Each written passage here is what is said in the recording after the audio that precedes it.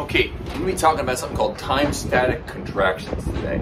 Now, a time-static contraction is a special kind of isometric exercise that involves timing yourself, right?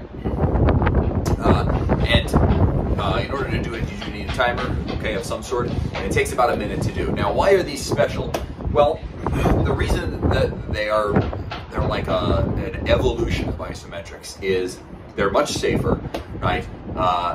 And this is why. Okay, a time-static contraction, you spend the first 20 seconds at about 50% power, then you spend the next 20 seconds at around 70% power, then you spend the next 20 seconds at around 90% power, and then you spend an extra 10 seconds on top of a minute, so about 70 seconds total, the last 10 seconds at 100% power. Now this is so much safer because when you're doing a normal isometric exercise, the only real risk there is that you put in too much power too quickly and you are not prepared for it. Your joints or your structure or something is somehow unprepared for the amount of power that you're generating, and it is possible to cause an injury. So the reason that time-static contraction is so much safer and better is you're starting at a very low point, which allows your body to, obviously adapt, adjust, receive, and not be threatened by the amount of power that you're producing. But you're still producing an appreciable amount as far as your motor neurons and your muscles are concerned. So 50% power for 20 seconds is not a joke, and then 70% again, not a joke for another 20 seconds. So by the time you get to doing 100% of your force, potential force, it has been reduced significantly by everything that preceded it. Now, that doesn't mean that you're not going to build muscle or something like that, right? This is just as good, just as effective for building muscle, far more efficient and far safer than any dynamic exercise or an isometric, right?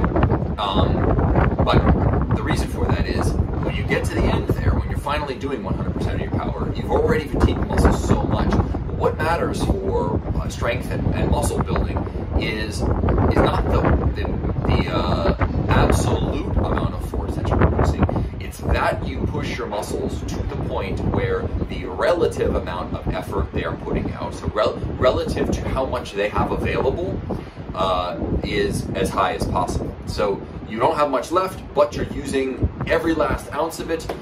It's not that much, so it's not dangerous, but you've been able to push yourself to a super high extent, right? Okay, so I'm going to do this with a sort of a deadlift squat hybrid here. I have a little bit of a strap system and some concrete blocks set up here, but you can basically do this with pretty much any isometric. You do an isometric push-up, an isometric pull, or a wall sit. The options are endless, right? So take a look at what this is going to look like, okay?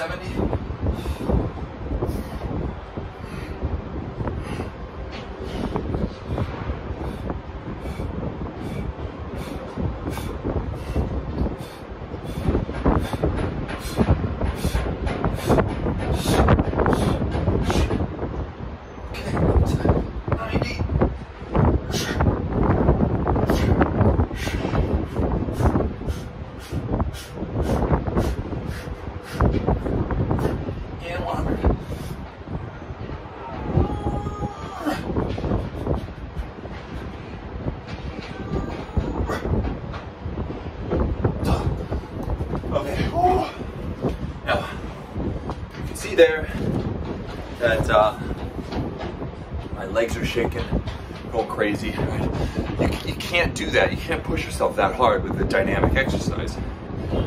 Your legs start shaking like that, your balance is going to go. You're going to drop the weight or something like that, right? But doing it like this, you absolutely can. Now, if you were crazy like I am, you'd probably do this and then jump into a body weight squat that's nice and slow with constant tension. And then you might put a horse stance or something on the end for as long as you can. But that's just for the real crazy masochists out there. Enjoy!